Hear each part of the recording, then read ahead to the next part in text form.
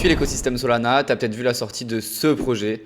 Solaxy, un layer 2 sur Solana, et on en parle ensemble aujourd'hui. Le but, c'est que je te présente grâce à la méthode de réussir en crypto le projet en 4 points fondamentaux. Le premier, c'est la description du projet. Le deuxième, c'est ses tokenomics. Le troisième, c'est sa capacité de croissance. Et la quatrième, c'est son adoption. Avant ça, je vais rapidement me représenter si c'est la première fois que tu viens sur ma chaîne. Moi, c'est Ben, ça fait plus d'1 an que je travaille dans l'équipe de réussir en crypto. Et aujourd'hui, je te partage une partie de nos analyses pour que tu puisses comprendre l'écosystème crypto et que tu puisses te créer tes convictions sur le marché. Bien sûr, le but de ces analyses fondamentales, c'est que tu te crées tes convictions. Et donc, c'est en aucun cas un conseil d'investissement. Je te laisse faire tes propres recherches et je te partage uniquement le fruit de mes recherches. Si tu veux en savoir plus sur réussir en crypto et savoir quels outils on utilise et quelles méthodes on a construit avec les 9 ans d'expertise de Quentin sur le marché des cryptos et sur l'expertise de Seb sur la partie macroéconomie, je te laisse cliquer dans le lien en dessous, tu as accès à une masterclass gratuite, n'hésite pas. On commence, on va parler aujourd'hui du coup de Solaxy et c'est un layer 2 sur Solana, mais j'ai plusieurs points qu'on doit relever ensemble. Donc on commence par décrire le projet. Solaxy, on est sur un projet de layer 2 pour Solana. Solana, je pense que tu connais, c'est une des principales blockchains aujourd'hui et c'est une des plus rapides qui existe aujourd'hui. Et on a le projet Solaxy qui fait une levée de fonds jusqu'au 16 juin. On voit que la levée de fonds termine dans 1 jour et 19 heures au moment où je tourne cette vidéo. Et ils ont déjà levé pour près de 50 millions de dollars uniquement auprès d'une communauté. Donc ça, c'est vraiment très très bon signe pour le projet parce que ça montre que la communauté est prête à mettre de l'argent dans ce projet. Et c'est une des plus grosses levées de fonds de 2025. Ça montre un intérêt croissant au niveau potentiellement du secteur des layers 2 sur Solana, mais surtout au niveau du projet Solaxy. Maintenant, vigilance parce qu'il y a des points que je veux qu'on voit justement par rapport à cette levée de fonds et par rapport à ce projet. C'est que pour moi, il nous manque beaucoup d'informations sur le projet. Pour faire simple, le principe du projet et sa proposition de valeur, c'est d'absorber le trafic et de réduire les congestions de Solana en période de forte affluence et de proposer du coup un layer 2 roll-up qui permettrait de dériver une partie de transaction sur un autre réseau et d'en gérer une partie off-chain pour à la fin envoyer uniquement un bloc validé entre guillemets à Solana avec moins de données et donc limiter la congestion sur le réseau. Et leur positionnement, il est mi-chemin entre une infrastructure technique et entre une plateforme complète pour projet Web3 parce qu'on voit qu'ils veulent aussi développer d'autres choses. Ils ont développé un bridge qui est multi-chain et ils veulent développer un launchpad. Donc le but, c'est qu'ils seraient orientés vers tout ce qui est usage intensif de la blockchain, donc par exemple la DeFi à haute fréquence, le trading, potentiellement les agents IA, tout ce qui nécessite des micro-transactions et qui nécessite des transactions quasiment en temps réel, tout simplement. Et donc ils s'attaquent à un marché, c'est le marché des DApps et aussi des utilisateurs de Solana, tout simplement, de l'essor du Web3. En gros, ils proposent une infrastructure pour scaler l'infrastructure de Solana. Il y a déjà 2 concurrents qui vont arriver, qui sont en phase expérimentale et qui s'appellent Soon, Solana Optimist Network, et l'autre qui s'appelle ZX de ZA Market, et c'est aussi des projets ZK Rollup et Rollup Optimist. Donc on voit qu'il y a une concurrence qui commence à se développer sur ce marché, mais Solaxy serait le premier à arriver sur ce marché des layers 2 sur Solana, donc il aurait potentiellement une position de leader en premier. On est sur un projet qui est actuellement en testnet et ils finissent leur phase de testnet donc le 16 juin. Actuellement, au moment où je tourne la vidéo, on est le 14 juin 2025. Normalement, le mainnet sort dans 2 jours et leur token sort dans 2 jours aussi. Et comme je te le disais, ce qui est intéressant avec ce projet, fondamentalement, c'est qu'ils veulent offrir aussi des outils directement intégrés à leur protocole. Donc là, ils vont sortir leur mainnet et ensuite ils doivent sortir un protocole qui s'appelle le Igniture Protocol, qui serait un launchpad no code, qui serait intégré directement et qui permettrait à n'importe quel détenteur de SolX, du coup la crypto de Solaxy, de créer et de lancer son propre token sur ce L2 en quelques clics. C'est une fonctionnalité qui est un peu dérivée de Pump Fund pour ramener du monde sur l'écosystème et pour permettre la création de tokens de manière très très simple. Et ça, c'est plutôt une bonne chose. Ça montre que si le projet délivre vraiment ce qu'il veut délivrer et que le layer 2 est efficace, il propose des solutions pour déjà implémenter des DApps et commencer à créer une économie autour de ce projet et autour du réseau. Et ils attendent pas qu'il y ait une équipe qui lance elle-même un launchpad, et ça, c'est plutôt une très bonne chose. Maintenant que je t'ai expliqué le projet, on va passer au deuxième point, les tokenomics du projet et du token SolX. Et c'est là que je commence à avoir des doutes sur ce projet pour plusieurs raisons. Déjà, c'est assez flou, on a vraiment peu d'informations au niveau des tokenomics. Le peu d'informations qu'on a, c'est la répartition. Donc on aura 20% de trésorerie, 15% de marketing, 25% pour des rewards, 10% pour des listings sur des SEX ou des DEX et 30% pour le développement. Et on aurait une total supply de 138 milliards de tokens. Là où ça me fait poser des questions, c'est qu'on a une répartition qui a l'air simple, mais grosse vigilance parce que si on regarde bien, on a 65% au total qui reste sous contrôle de la team et c'est vraiment beaucoup. Ça crée une grosse centralisation au niveau du token et on n'a aucune mention de la partie des levées de fonds, dans quel pool ils vont être piochés. Donc là, on voit qu'il y a quasiment 50 millions de dollars qui ont été levés, donc des gens qui ont acheté du SolX et qui doivent recevoir une partie de leur token. Pour cette partie-là, je sais pas du tout dans quelle partie ils vont piocher. Est-ce qu'ils vont piocher dans la trésorerie? Est-ce qu'ils vont piocher dans les rewards? Je pense que c'est potentiellement normalement dans les rewards, mais est-ce que c'est les 25% vont être distribués dès le début? Est-ce qu'il y en aura pour la suite? Parce que le projet aussi permet du staking pour sécuriser sa chaîne et donc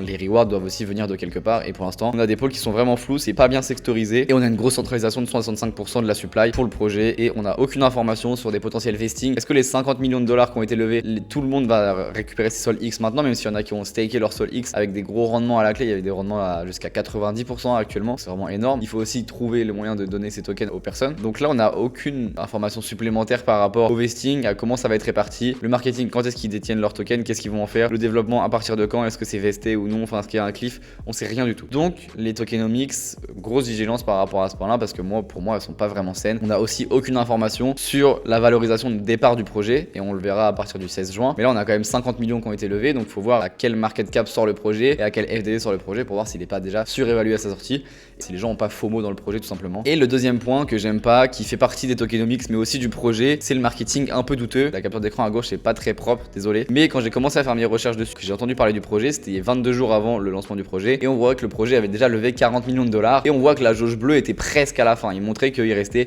à peine 300 000 à lever et qu'après potentiellement, de ce qu'on comprend, c'est que la levée de fonds elle est terminée. Donc ça crée une sorte de FOMO dans la tête des gens et peut inciter les gens à investir rapidement dans le projet en disant faut que je me sécurise une place dans les investissements, la levée de fonds va bientôt se terminer et il faut que je fasse vite. Donc si je fais vite, je fais moins ma due diligence et je fais moins mes devoirs entre guillemets pour comprendre le projet et pour creuser sur le projet et sous l'écosystème en général. Et on voit que là, au moment où je faisais mes recherches sur le projet, ils ont levé 49 millions de dollars, donc ils ont levé 9 millions de dollars de plus en 20 jours et on voit que la jauge est toujours à la fin, la petite jauge bleue, et que c'est sur un soi-disant total de 50 millions 390 000. On voit que ça c'est pour moi un point négatif parce que c'est du marketing qui est vraiment douteux et j'aime pas du tout ce genre de marketing bizarre. Je trouve que ça pousse au scam, ça crée un environnement malsain et ça pousse les gens à FOMO, ce qui ne devrait pas être fait. Tout simplement, moi en tant qu'investisseur, ça me fait perdre confiance dans le projet et peut-être que c'est une technique marketing pour eux pour lever des fonds plus rapidement et inciter les gens à lever des fonds, mais je trouve ça assez malsain. Et l'autre seule donnée qu'on a au niveau des tokenomics, ça va être la supply. On voit qu'a priori en juin, on aurait une supply déjà active de 110 milliards de tokens et comme je vous avais dit, on aurait un maximum de supply de 138 milliards de tokens et potentiellement, d'après le calendrier qu'on a ici qui est juste proposé par le projet, on aurait tous les tokens disponibles à partir de novembre 2027, donc on aurait une période sur 2 ans, 2 ans et demi. On voit qu'on commence avec déjà une grosse partie de la supply, on a déjà 110 milliards sur les 138 milliards, donc à voir comment ils vont être répartis et qu'est-ce qui va au fur et à mesure évoluer. Est-ce que ça va être les récompenses de staking qui vont être distribuées au fur et à mesure? On n'a pas du tout d'informations là-dessus, donc vigilance par rapport aux tokenomics. C'est pas les meilleurs tokenomics que j'ai vus dans le projet. Maintenant, troisième point, on passe à la capacité de croissance du projet et à son avantage concurrentiel.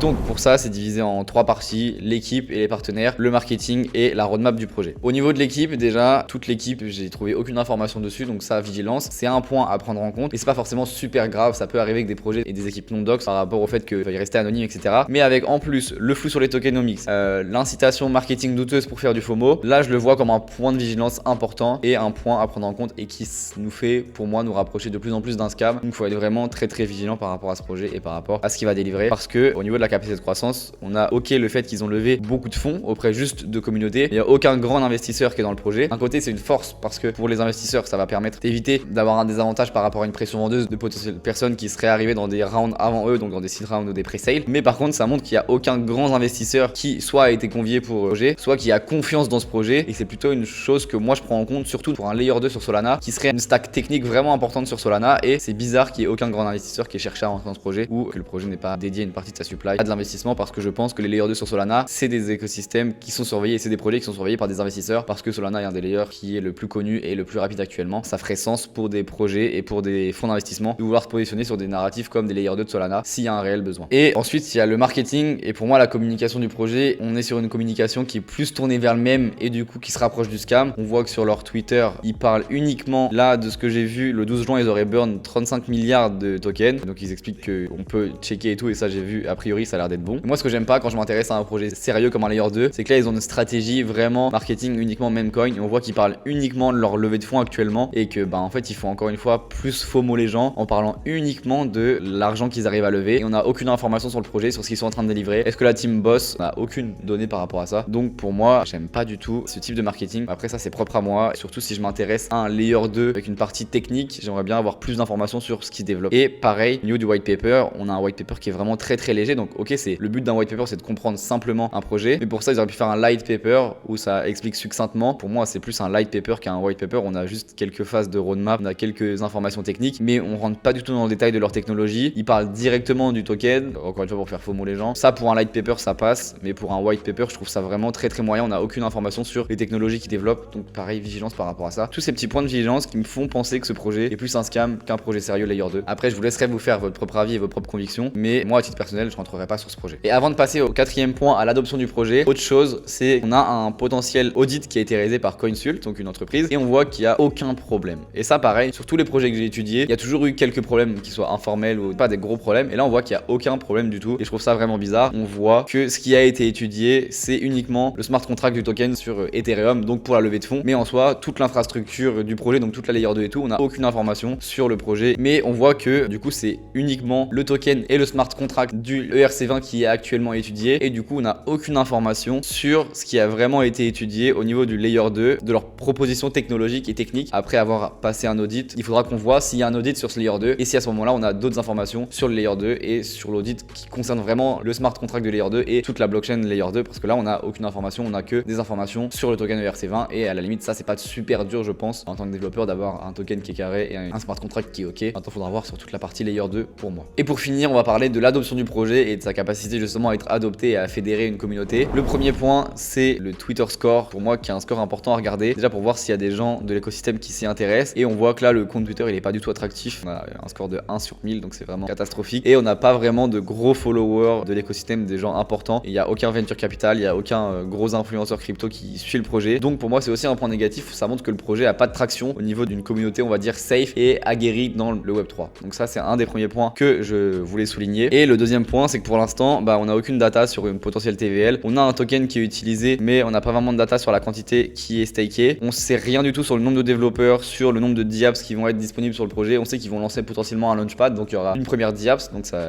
c'est la seule qui pour l'instant pourrait être lancée, donc à voir, mais on n'a aucune data. Pareil pour le nombre de holders du token, on sait qu'ils ont réussi à lever près de 50 millions de dollars, on sait pas combien de personnes sont placées, et donc c'est des données qu'on n'a pas, donc au niveau de l'adoption on n'a vraiment rien du tout pour l'instant. Ça va être un des gros points qui me fait porter une grosse vigilance sur le projet parce qu'on a vraiment beaucoup d'incertitudes, et c'est pour ça que je trouve que le projet ressemble vraiment beaucoup à un scam plutôt qu'à un projet sérieux. Après peut-être que je me trompe, mais d'après les recherches que je fais, il y a quand même beaucoup de zones opaques, beaucoup de choses floues, et ça j'aime pas, parce que le but quand on fait ces recherches là c'est de prendre une décision d'investissement qui est éclairée, et là il y a beaucoup trop de zones de flou pour en prendre une, donc à titre perso je m'exposerai pas sur ce projet. Donc pour conclure, le projet pour moi c'est un grade E, donc c'est éliminatoire parce que ça ressemble à un potentiel scam. Les points positifs du projet, s'il y en a, et si c'est pas un scam, c'est qu'il serait le first mover à se placer sur du coup l'écosystème layer 2 de Solana, donc ça serait le premier qui arrive sur cet écosystème et le premier qui propose une solution, donc ça c'est potentiellement une bonne chose. Le deuxième point, c'est que si le projet se développe vraiment et qu'il lance un launchpad, ça montrerait que l'équipe est proactive et que l'équipe veut aussi permettre de développer un écosystème déjà sans attendre que d'autres gens le fassent, et donc pour commencer à créer de l'attraction de l'écosystème. Le troisième point, c'est qu'ils ont quand même réussi à lever 50 millions de dollars de fonds, donc c'est pas négligeable. Ça montre qu'il y a une traction, qu'il y a des gens qui s'intéressent au projet et qu'il y a de l'argent qui va dans ce projet. Et pour moi, les points négatifs, c'est le marketing douteux par rapport à la levée de fonds, c'est l'audit qui me paraît pareil assez douteux, le fait que la team soit non dox et qu'en plus il y ait 65% des tokenomics qui soient dédiés uniquement à la team avec une grosse opacité sur les tokenomics. Voilà, donc cette étude elle est terminée, et pour finir, je voudrais qu'on passe en revue le fait de est-ce que un layer 2 sur Solana ça peut être quand même une bonne option, et est-ce que ce secteur peut devenir un secteur qui va croître dans les années à venir. Potentiellement, je pensais pas, et en faisant des recherches, je me suis rendu compte que oui, parce que quand on regarde ce graphique, on voit que Solana, quand on a eu la hype au niveau des meme coins en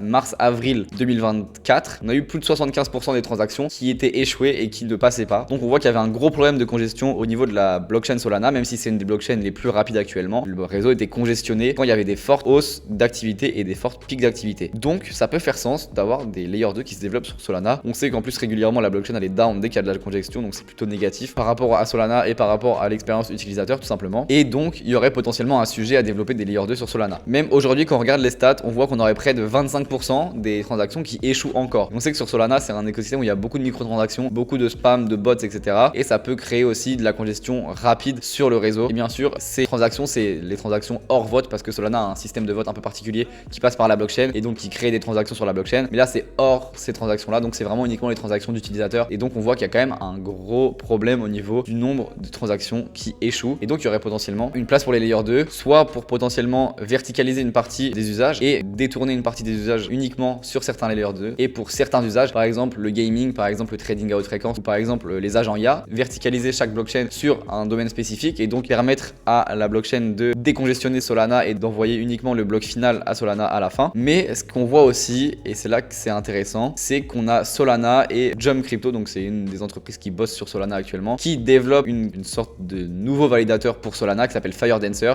et qui permettrait d'augmenter par 10 potentiellement la capacité de débit de Solana. Donc on voit que Solana et les teams contributeurs de Solana, donc toutes les entreprises qui bossent autour de Solana, sont conscients de ce problème de congestion et qui cherchent à régler directement le problème via Solana et via la layer 1 directement, et que normalement FireDancer est un validateur qui doit sortir à partir de mi-2025. Donc on aurait potentiellement bientôt FireDancer qui devrait sortir sur Solana et qui devrait permettre d'augmenter le débit. Donc on voit que on a potentiellement Solana qui a compris le problème et qui cherche des solutions avec FireDancer, et on a des layer 2 qui ont aussi compris le problème et qui cherchent aussi des solutions en détournant une partie des transactions. Donc on aurait potentiellement le même marché qui serait attaqué par deux solutions différentes en restant sur Solana ou les layer 2, et donc ça pourrait créer une sorte de cannibalisation du besoin et de la liquidité. Donc à voir si les layer 2 peuvent perdurer dans ce type d'écosystème et dans ce type d'environnement. Mais en tout cas, c'est pas utopique de voir des layer 2 apparaître au fur et à mesure sur Solana. Et aussi, si on voit vraiment long terme et que Solana continue à être une blockchain qui est adoptée de plus en plus et qui continue d'avoir un maximum d'utilisateurs, ça pourrait être un cas d'usage si Solana atteint peut-être le milliard d'utilisateurs ou je ne sais combien d'utilisateurs, et que là on n'a plus le choix de passer par des layer 2 pour décongestionner le réseau. Voilà, donc j'espère que cette analyse elle t'aura plu. Si ça t'a plu, n'hésite pas à lâcher un like et à t'abonner à ma chaîne, ça me permettra de voir que tu soutiens mon travail et que t'aimes bien le travail que je fais. N'oublie pas, si tu veux en savoir plus sur réussir en crypto et sur les méthodes qu'on propose pour gérer ton cycle de la manière la plus simple possible en limitant le stress et en ayant uniquement les informations importantes, tu peux cliquer sur le lien en bas, il y a une masterclass gratuite où tu pourras voir notre méthode et comprendre facilement l'écosystème crypto. Je te laisse là-dessus et je te dis à la prochaine.